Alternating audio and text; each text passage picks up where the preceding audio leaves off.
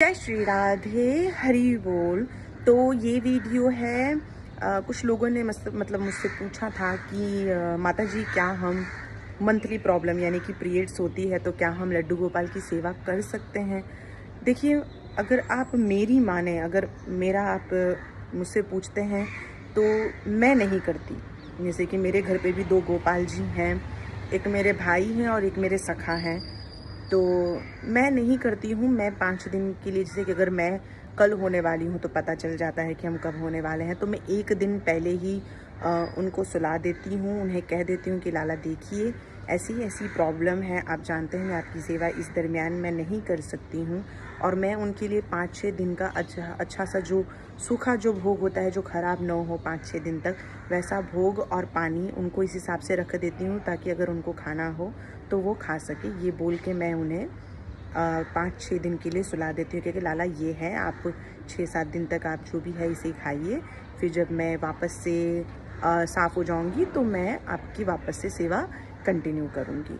लेकिन बहुत सारी माताएं ऐसी हैं जिनका लगाव बहुत ज़्यादा है। देखिए, कृष्ण प्रेम ही ऐसा है कि आपके अंदर उस वक्त कोई मर्यादा या कोई चीज़ों की रोक टोक आप नहीं समझ सकते, क्योंकि कृष्ण का प्रेम ही ऐसा है, दुर्लभ प्रेम है। तो मैं ना नहीं भी कहूँगी, लेकिन मैं हाँ नहीं भी कहूँगी। लेकिन आप खुद समझदार हैं, आप खुद सोचिए कि आपको इस दरमियान करना चाहिए कि नहीं करना चाहिए, आपका मन क्या कहता है।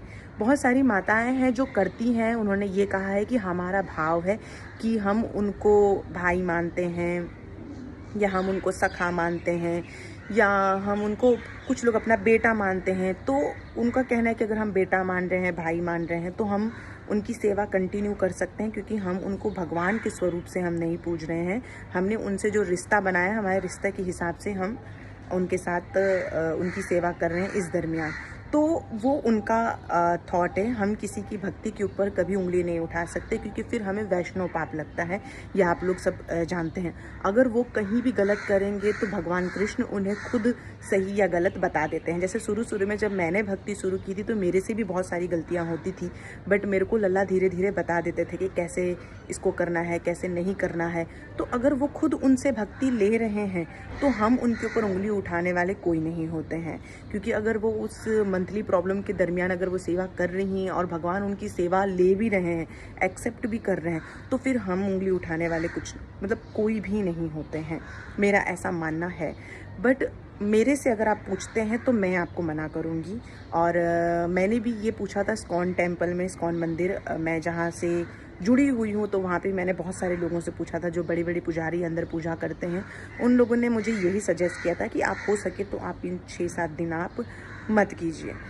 मेरी तरफ से मुझे उन्होंने ये कहा था, तो मैं तो आपको ना बोलूँगी। अगर आपके घर में कोई और है तो आप उनसे सेवा करवा लीजिए, बट आप ट्राई कीजिए कि आप ना करें।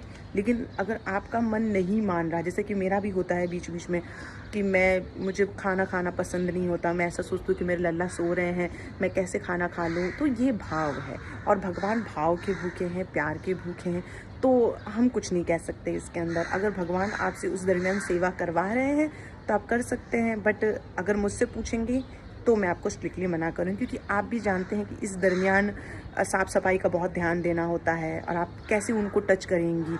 हम नॉर्मल डेज़ में भी हम अगर पॉटी करने जाते हैं या सुसु करने जाते हैं तो भी हमें अपने आप को क्लीन करना पड़ता है। अगर हम सुसु करने जा रहे हैं, टॉयलेट जा रहे हैं, तो हमें अपने प्राइवेट पार्ट को क्लीन करना होता है। और अगर आप पॉटी करने जा रहे हैं, अगर आप दिन में 3 बार पॉटी कर रहे हैं तो आपको 3 बार स्नान करना पड़ता है। बहुत सारी माताओं को इस चीज़ का नॉलेज नहीं है, उन्हें नहीं पता है। तो नियम तो बहुत सारे हैं, लेकिन भक्ति के आगे तो हम कुछ नहीं कह सकते हैं। बट मेरे ख्याल से आपको नहीं करना चाहिए। हरि बोल।